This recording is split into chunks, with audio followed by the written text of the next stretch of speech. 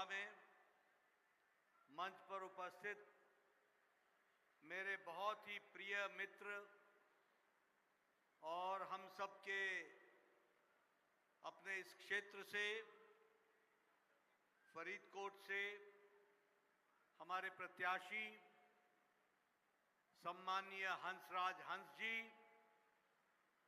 हमारे लोकसभा चुनाव के प्रभारी मेरे वरिष्ठ साथी, पूर्व में विधायक रहे हरजोत कमल सिंह जी, हमारे संयोजक लोकसभा के फरीदकोट के श्री विजय शर्मा जी, मोहनलाल सेठी जी, राज्य वित्त कार्यकारी हमारे गौरव कक्कड़ जी, जिला अध्यक्ष भारतीय जनता पार्टी सतीश अस्तीजा जी, जिला अध्यक्ष मुक्तसर साहब, हमारे सीमांत गर्ग जी, जिला अध्यक्ष भाजपा मोगा, निधड़क सिंह बराड़ जी, प्रवक्ता पंजाब, सरदार शमशेर सिंह जी धर्मकोट, संयोजक धर्मकोट विधानसभा, श्री मुख्तार सिंह जी, हमारे सेवानिवृत्त और संयोजक अपने इस क्षेत्र में, सभी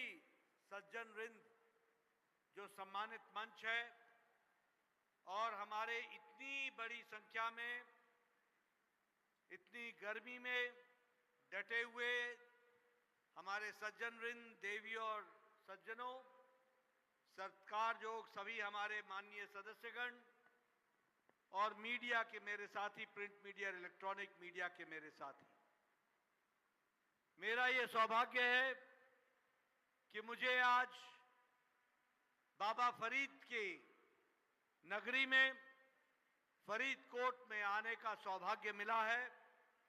मैं सबसे पहले तो बाबा फरीद के चरणों में नमन करता हूं और आशीर्वाद लेकर के अपनी बात को प्रारंभ करता हूं।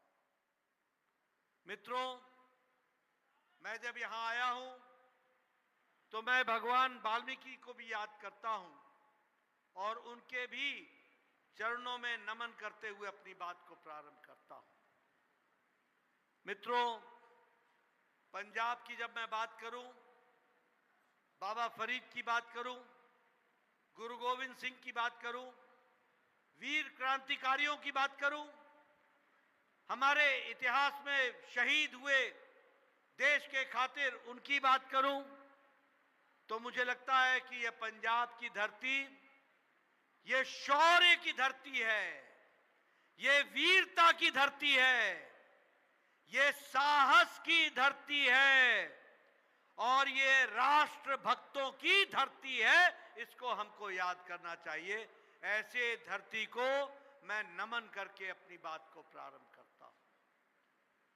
मैं यहां आपको, जब मैं गुरु गोविंद सिंह जी को याद करता हूं, जब मैं गुरु नानक देव जी को याद करता हूं, जब मैं दसों गुरु को याद करता हूं और जब मैं बाबा फरीद को याद करता हूं, तो मुझे ध्यान में आता है कि पंजाब धर्म की जगह है, पुण्य भूमि है, ये ज्ञान की भूमि है, ये सूफी संतों की भूमि है, ये अध्यात्मवाद की भूमि है और ये देश को दृष्टि और दिशा देने वाली भूमि है। ऐसी भूमि को भी मैं नमन करता हूं और प्रणाम करता हूं।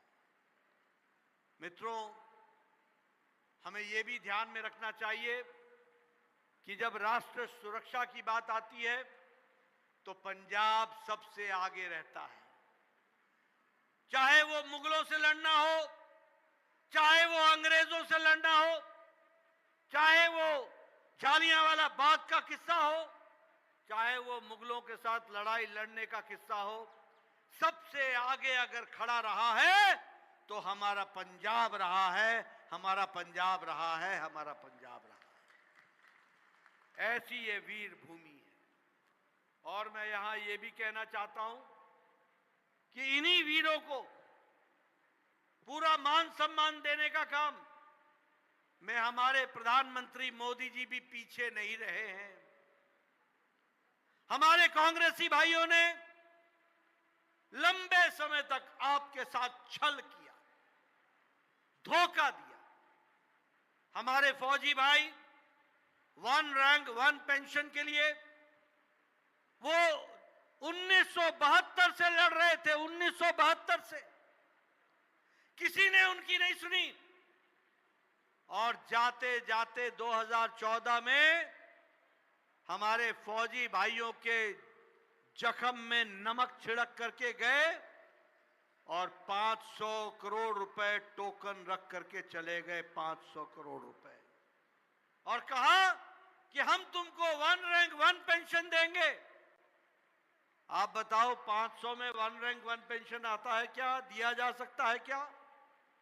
आपने सरकार पलट दी, 2014 में मोदी जी को प्रधानमंत्री बनाया और मोदी जी ने 1 साल के अंदर 1.25 लाख करोड़ रुपए फौजी भाइयों के खाते में पेंशन में डालकर वन रैंक वन पेंशन को साकार कर दिया। ये भी हमको ध्यान में रखना चाहिए, 1.25 लाख करोड़ रुपए। उसी तरीके से हमारे नानकाना साहब, गुरु नानक जी की भूमि, जिसे हम दूर से देखा करते थे, हम दर्शन नहीं कर सकते थे। 70-75 साल बीत गए, कांग्रेसियों की पीढ़ियां बीत गईं, एक के बाद एक सरकारें आई, लेकिन हम नानकाना साहब जाना हमारे लिए दूभर था। आपने मोदी जी की सरकार बनाई, करतारपुर कॉरिडोर बना और जो काम 75 साल नहीं हुआ वो 3 साल में मोदी जी ने करके दिया और आज हम वहां जा सकते हैं, दर्शन कर सकते हैं, ये हमको देखने को मौका मिला।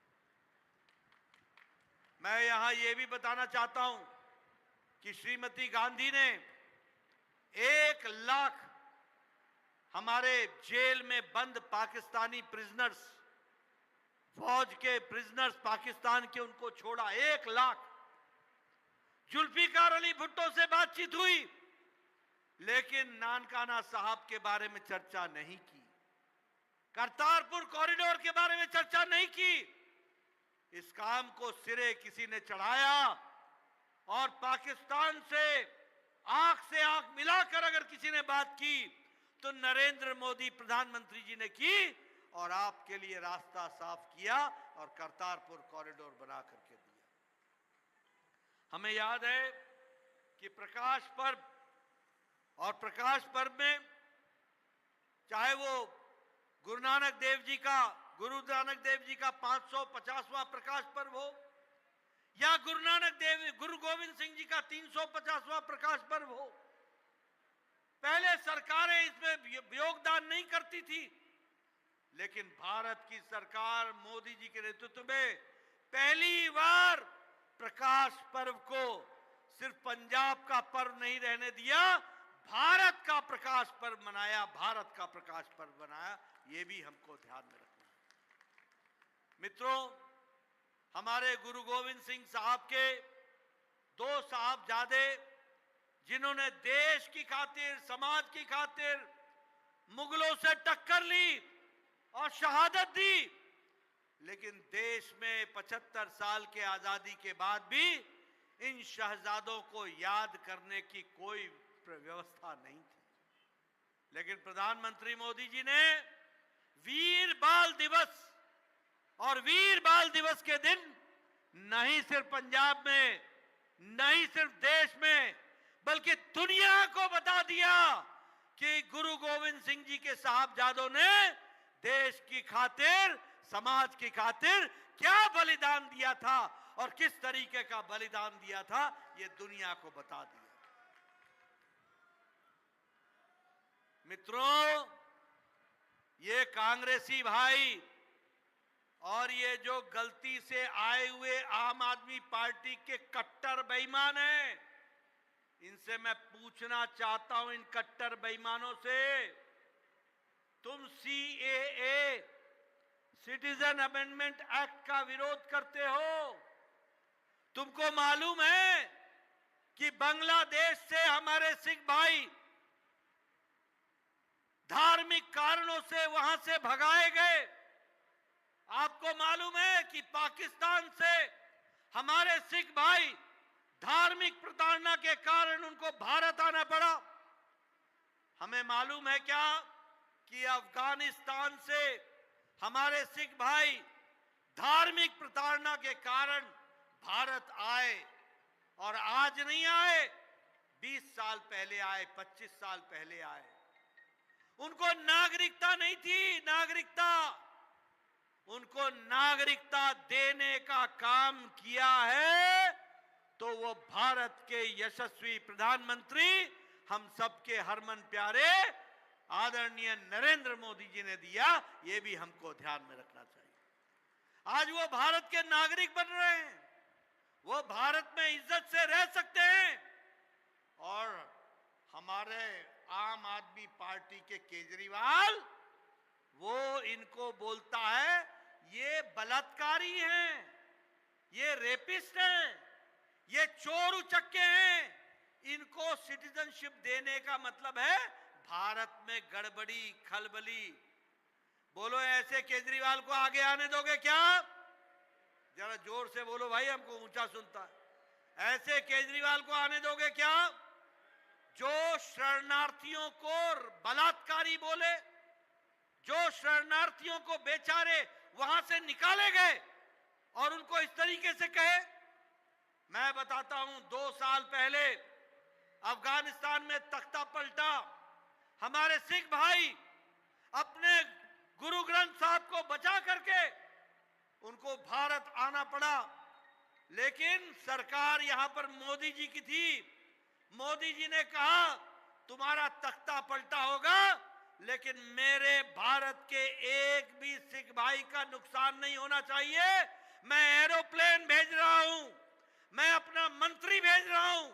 वो बाइज्जत उनको लेकर के आए। और मुझे याद है कि गुरु ग्रंथ साहब की सेवा करने का दिल्ली के एयरपोर्ट पर मुझे भी सेवा करने का मौका मिला, और गुरु ग्रंथ साहब को हम गुरुद्वारे में स्थापित कर पाए। ये हमने देखा है, ये हम लोगों ने देखा है। मित्रों, मैं यहां ये भी कहना चाहता हूं कि आज मोदी जी के नेतृत्व में सारा देश आगे बढ़ रहा है, सारा देश। आज अमेरिका की अर्थनीति डगमगा गई है कोरोना के बाद। आज यूरोप की अर्थनीति पिछड़ रही है। आज चीन पिछड़ रहा है, जापान पिछड़ रहा है, रशिया में आर्थिक नीति में मंदी है।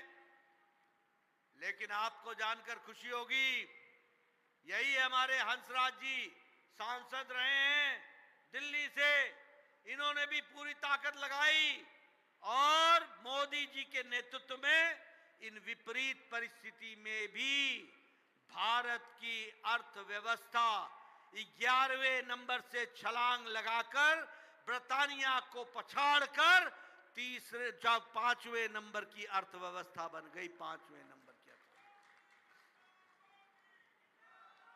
अब हम आपसे निवेदन करने आए हैं, बाबा फरीद की नगरी में, पुण्य भूमि में हमारे बहुत ही हरमन प्यारे अजीज हंसराज हंस को चुनाव जिता के भेजो। मोदी जी को तीसरी बार प्रधानमंत्री बनाएंगे। और भारत, नोट कर लेना मेरी बात, भारत 3 साल के अंदर दुनिया की तीसरी सबसे बड़ी आर्थिक शक्ति बन जाएगा, इकोनॉमिक पावर बन जाएगा, ये याद रखना।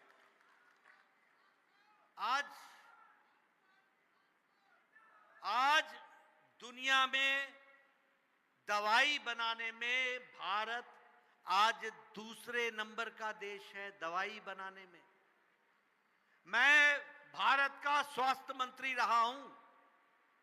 मैं पत्रकार बंधुओं को बताना चाहता हूं, इस देश में टेटनस की दवा को आने में 28 साल लग गए। अपने देश में डिप्थेरिया की दवाई को आने में 30 साल लग गए। अपने देश में टीबी, ट्यूबरकुलोसिस की दवा को आने में 28 से 30 साल लग गए। लेकिन जब कोरोना आया, दुनिया नहीं जानती थी कि इसकी दवा क्या होगी। बड़े बड़े देश परशुपेश में थे। मोदी जी ने 9 महीने के अंदर इसी देश के वैज्ञानिकों के माध्यम से एक नहीं, 2 टीके, 2 वैक्सीन बनाने का, आत्मनिर्भर बनाने का काम किया।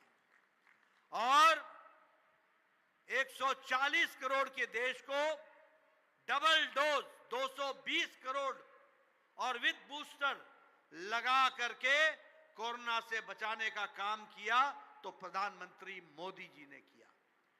और आपको जानकर खुशी होगी कि दवाई में भारत दुनिया का दूसरा नंबर का देश है। सबसे सस्ती और टिकाऊ दवाई भारत बना रहा है। और कोरोना की दवाई हमने 100 देशों में पहुंचाई, 100 देशों में दवाई पहुंचाई, मुफ्त में दवाई पहुंचाई। अंतर क्या है? अंतर यह है कि अब भारत मांगने वाला भारत नहीं है। केमिकल्स में, पेट्रोकेमिकल, हम जापानी गाड़ियों की बात करते थे, टोयोटा डैटसन।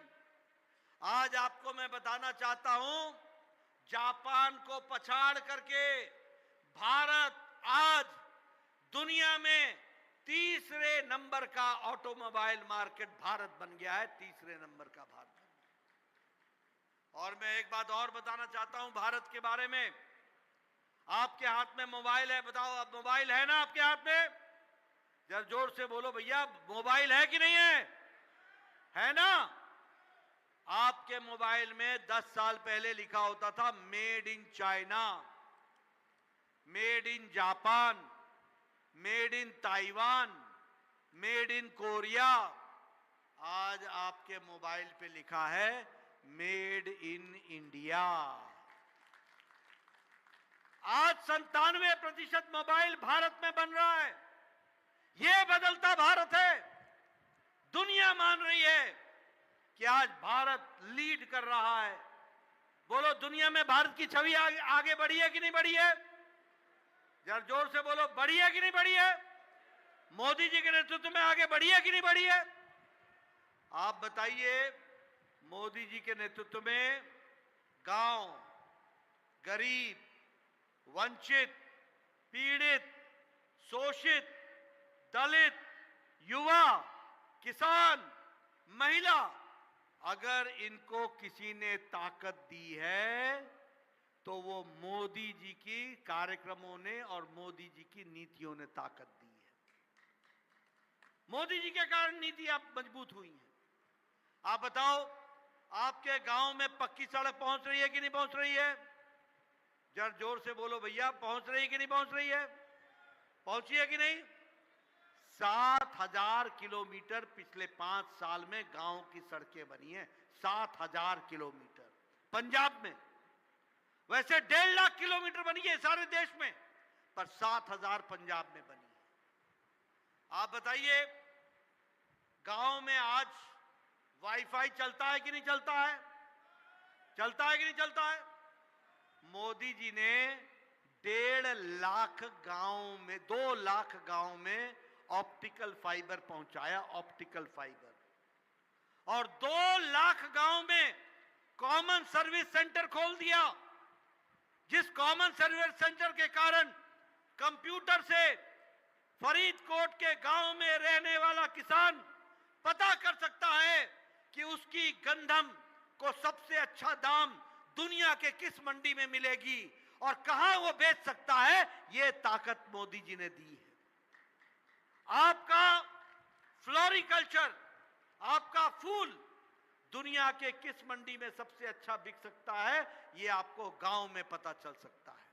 और मेरे युवा साथी सुन लीजिएगा, आपको गांव में कॉमन सर्विस सेंटर से यह पता चल सकता है कि कौन सी यूनिवर्सिटी में, दुनिया की यूनिवर्सिटी में मेरा एडमिशन हो सकता है, और उसका फॉर्म आपको कंप्यूटर से डाउनलोड हो जाएगा। आप उसको भर करके भेजेंगे और आपका दुनिया के किसी भी यूनिवर्सिटी में एडमिशन होने की ताकत आपके गांव में आ गई है। यह हमको ध्यान में रखना चाहिए।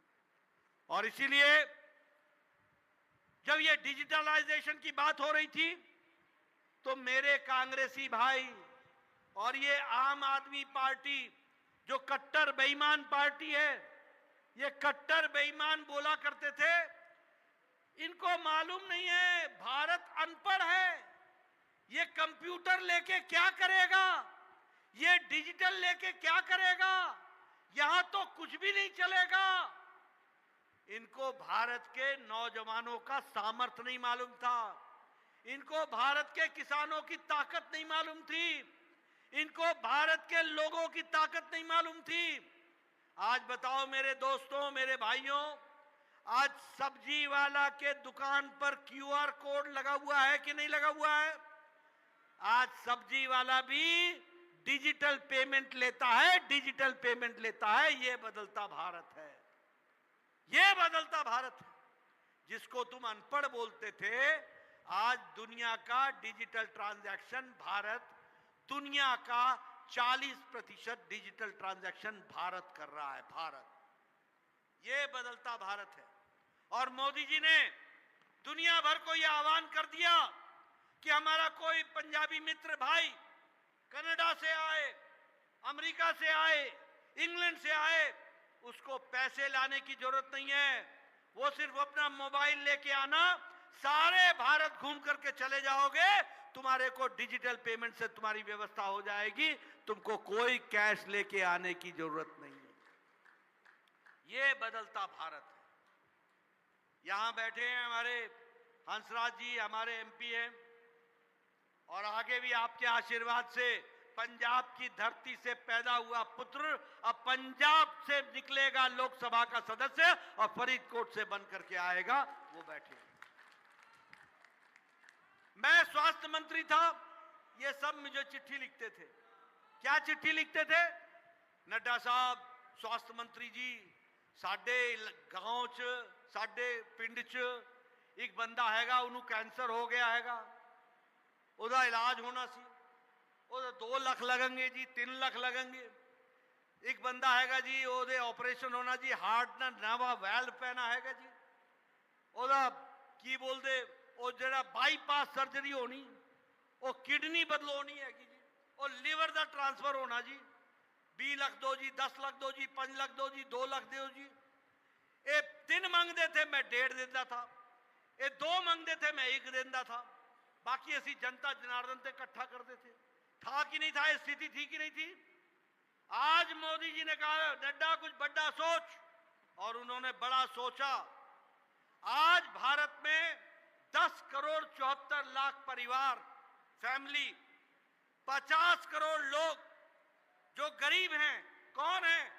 रेड़ी वाला, रिक्शा वाला, ठेला वाला, सब्जी वाला, बस का ड्राइवर, कंडक्टर, बस का क्लीनर, ट्रक का ड्राइवर, ट्रक का cleaner, lift man, security man, बाल काटने वाला सैलून में, कूड़ेदान से प्लास्टिक इकट्ठा करने वाला, सब्जी मंडी में और अनाज मंडी में और दाना मंडी में पल्लेदार बोझा उठाने वाला, अनाज उठाने वाला, ऐसे गरीब लोगों को मोदी जी ने हर साल गंभीर बीमारी से लड़ने के लिए 5 लाख रुपए हर साल देने की व्यवस्था की। 5 लाख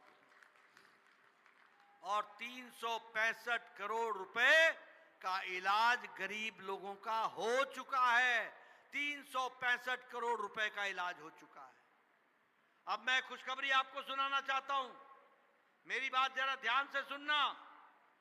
यहां बैठे जितने भी बुजुर्ग हैं, जिसकी उम्र 70 साल से ऊपर की हो गई, कोई भी बहनें हैं, कोई भी माता हैं जिनकी उम्र 70 साल से ऊपर की हो गई और आगे जिनकी उम्र 70 साल से ऊपर की हो जाएगी, अगले साल, उससे अगले साल, इन सब लोगों को बिना उनका धर्म देखे, बिना उनकी जाति देखे, बिना उनकी इलाका देखे और बिना उनकी आमदनी देखे, अमीर हो या गरीब, इस देश का 70 साल से ऊपर के हर नागरिक को मोदी जी हर साल आयुष्मान भारत का 5 लाख रुपए का कार्ड देंगे। 5 लाख रुपए का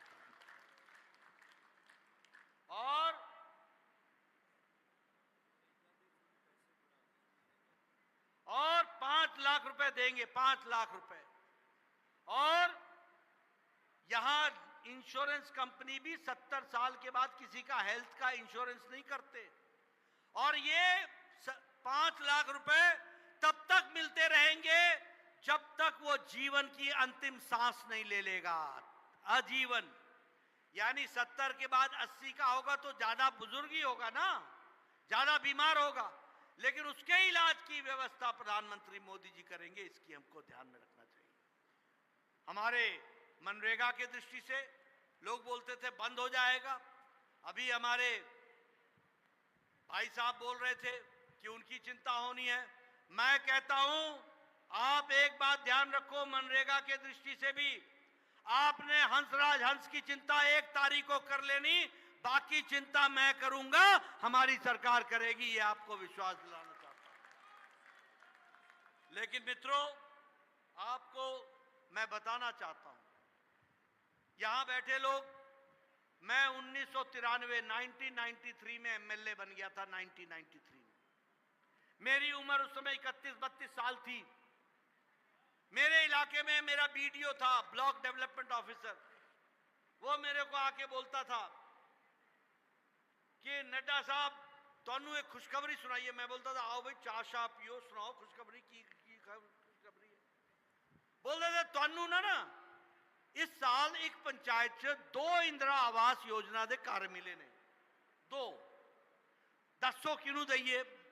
मैं कहता था भाई एक अनार 100 बीमार, मैं की करांगा जी, ये तुसी आपे बंट दो, मैं नहीं बंट सकता, मैं नहीं बांट सकता हूं, ये आप बांटो। ये 2 मकान लेके मैं क्या करूंगा? और देखो मोदी जी ने 4 करोड़ घर बना दिए, 4 करोड़ प्रधानमंत्री आवास योजना में। और हंसराज हंस को चुनाव जिता के भेजना, 3 करोड़ और घर बन जाएंगे, 3 करोड़। कोई कच्ची छत के नीचे नहीं सोएगा, सब पक्के छत के नीचे सोएंगे। और एक बात और बता दूं, वो आप ध्यान में रखना, वो आप सब पर भी लागू होगा।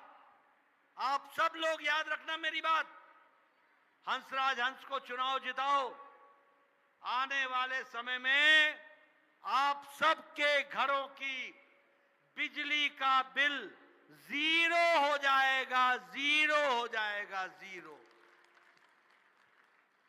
एक नई योजना आई है, प्रधानमंत्री सूर्य घर मुफ्त बिजली योजना। सरकार की तरफ से हर घर के ऊपर सौर ऊर्जा का प्लांट लगेगा, सोलर एनर्जी का प्लांट लगेगा, और उस एनर्जी से आपके घर की बिजली का खर्चा होगा और आपकी बिजली का बिल 0 हो जाएगा, 0। सूरज की किरणों से आपकी बिजली, सौर ऊर्जा और प्लांट सरकार लगाएगी, सरकार उसके लिए आपको मदद करेगी। और जो बिजली खर्च नहीं होगी वो बिजली ग्रिड में चली जाएगी, और ग्रिड से जब वो खर्च होगी तो जितने यूनिट आपके घर की बिजली खर्च होगी उतने यूनिट का पैसा आपके घर में आमदनी के माध्यम से आपको मिल जाएगा। ये फर्क होगा। बोलो बदलता भारत है कि नहीं है? बोलो बदलता भारत है कि नहीं है? मैनू उच्चा सुनता, जरा जोर नाल बोलो, बदलता भारत है कि नहीं है? ये फर्क हमको समझना चाहिए। गांव, गरीब, वंचित, पीड़ित, शोषित, दलित, युवा, किसान, हमारे दलित भाइयों का बजट तिगुना बढ़ा दिया गया, उनको संरक्षण दिया जा रहा है, दलित के लिए हर तरीके का काम चल रहा है, एकलव्य रेजिडेंशियल इंस्टीट्यूशन खोले जा रहे हैं, और आपके लिए प्रधानमंत्री जनमन, हमारे दलित भाइयों के लिए जनमन, प्रधानमंत्री जनमन 24,000 करोड़ रुपए रखे हैं, 24,000 करोड़ रुपए, जो गांव की तस्वीर बदल देगा, गांव की तकदीर बदल देगा, गांव का विकास करेगा। उसको हमको ध्यान में रखना है। इसलिए मित्रों, भारत आगे बढ़ रहा है। बोलो आजकल पंजाब में हाईवे बन रहे हैं कि नहीं बन रहे हैं? जरा जोर से बोलो, बन रहे हैं कि नहीं बन रहे हैं? 4 लेन बन रहे हैं कि नहीं बन रहे हैं? 6 लेन बन रहे हैं कि नहीं बन रहे हैं? एलिवेटेड रोड बन रहा है कि नहीं बन रहा है? ओवर ब्रिज बन रहा है कि नहीं बन रहा है? मेडिकल कॉलेज की बिल्डिंग बन गई कि नहीं बन गई? विकास हो रहा है कि नहीं हो रहा है? 6 लेन कॉरिडोर, एक्सप्रेसवे, इकोनॉमिक कॉरिडोर। आज भारत जहां आपको जाने में 3-3 घंटे लगते थे, आज आप आधे घंटे में पहुंच रहे हो। ये बदलता भारत है और इस बदलते भारत को ताकत देने का काम आपको 1 तारीख को करना है। हमारे हंसराज हंस जी को चुनाव जिता करके आपने भेजना है, ये मैं आपसे निवेदन करना चाहता हूं। हंसराज हंस जी, आप जानते हैं ये अच्छे गायक जरूर हैं, ये अच्छे कलाकार हैं, ये सेवक हैं, लेकिन मैं आपको बताऊं, मेरा हंसराज जी से पिछले 30 साल का रिश्ता है। हंसराज जी सबसे पहले एक बहुत उत्तम किस्म के इंसान हैं, बहुत उत्तम किस्म के इंसान हैं। ये किसी का दर्द नहीं देख सकते, जब तक दर्द का निवारण न कर ले चैन से बैठने वाले नहीं हैं। और ये हरमन प्यारे हमारे मोदी जी के भी बड़े हरमन प्यारे हैं। इनको आपका आशीर्वाद फरीदकोट की धरती से मिलना है। मोदी जी ने देखो कितनी दूर की सोची कि अगर हमारा भाई दिल्ली में सेवा कर रहा है तो आज आवश्यकता इस बात की है कि यह पंजाब की धरती की सेवा करे और हमारा पंजाब का पुत्र, पंजाब सपूत आगे निकले और आपकी सेवा करके आगे बढ़े। बोलो, इनका आशीर्वाद मिलेगा ना? मिलेगा ना?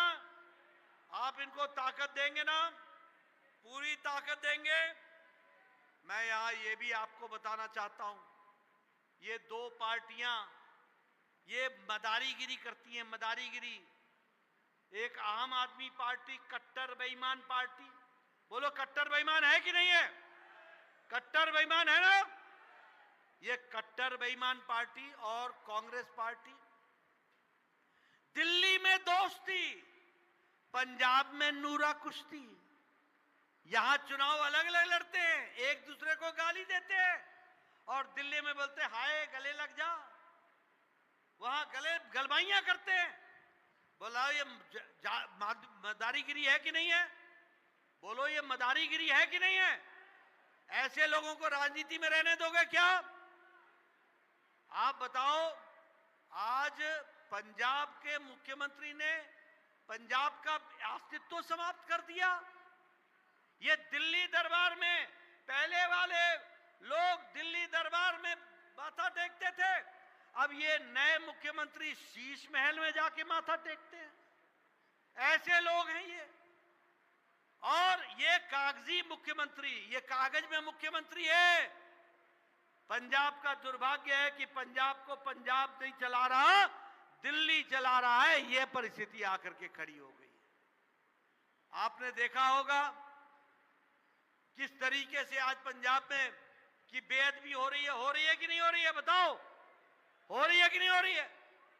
और आप बताओ, यहां ड्रग का काम चल रहा है कि नहीं चल रहा है? शराब का काम चल रहा है कि नहीं चल रहा है?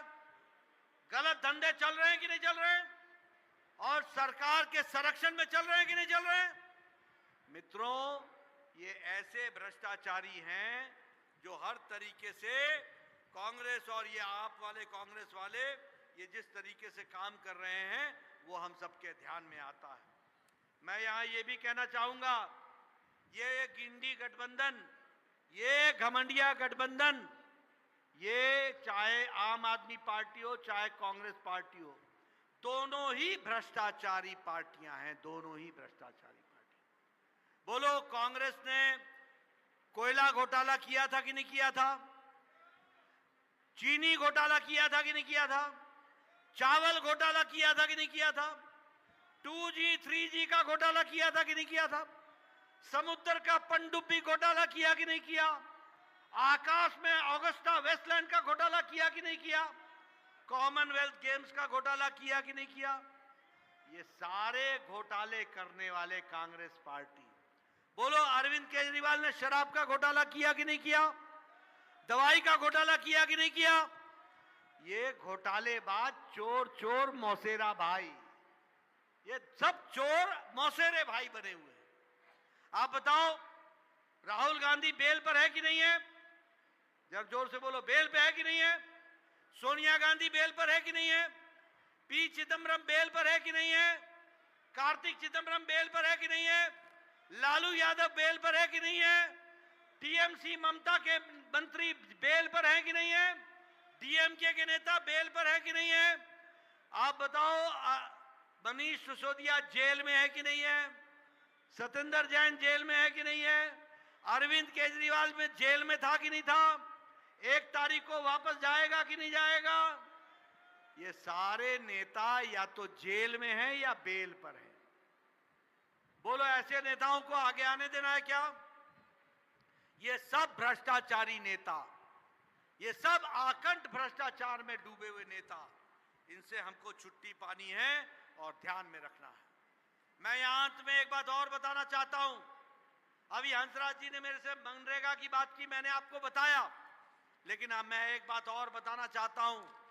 इन कांग्रेसियों से सावधान रहना, इन आम आदमी पार्टियों से सावधान रहना।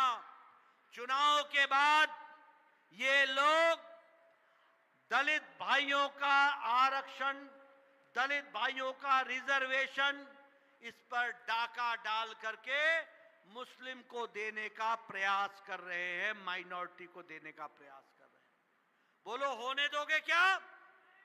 होने दोगे? ये राहुल गांधी, सोनिया गांधी, आम आदमी पार्टी, ये सब दलितों के रिजर्वेशन पर डाका डालने का काम कर रहे हैं। इन्होंने 5 बार आंध्र प्रदेश में किया, 2 बार कर्नाटक में किया। कोर्ट सामने आ गई बचाने के लिए, और मोदी जी ने कहा है, जब तक मोदी जिंदा है और जब तक बीजेपी है, तब तक दलित भाइयों के आरक्षण पर कोई डाका नहीं डाल सकेगा, कोई डाका नहीं डाल सकेगा, ये कहा। और इसीलिए आपसे मैं निवेदन करने आया हूं कि आप हंसराज हंस जी को चुनाव जिताइए और हमारे फरीदकोट के विकास के लिए आप पूरी ताकत से आगे बढ़िए और कंधे से कंधा मिलाकर इस फरीदकोट को आगे बढ़ाने में कोई कसर मत छोड़िए। बोलिए, आपका आशीर्वाद मिलेगा ना? मिलेगा? मिलेगा? फिर एक बार, फिर एक बार, फिर एक बार, अब की बार, अब की बार, अब की बार। बहुत बहुत धन्यवाद। जय भारत, जय पंजाब। बहुत बहुत धन्यवाद अध्यक्ष जी, आपके मार्गदर्शन में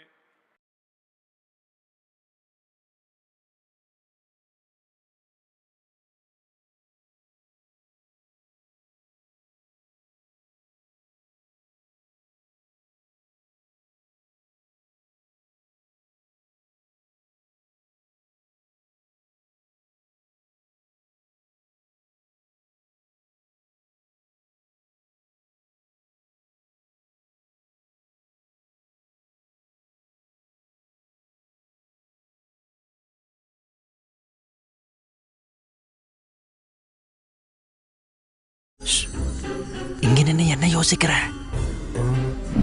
எப்படி எடுக்கிறதுன்னு யோசிக்கிறேன். இப்படி எடுத்தா போச்சு.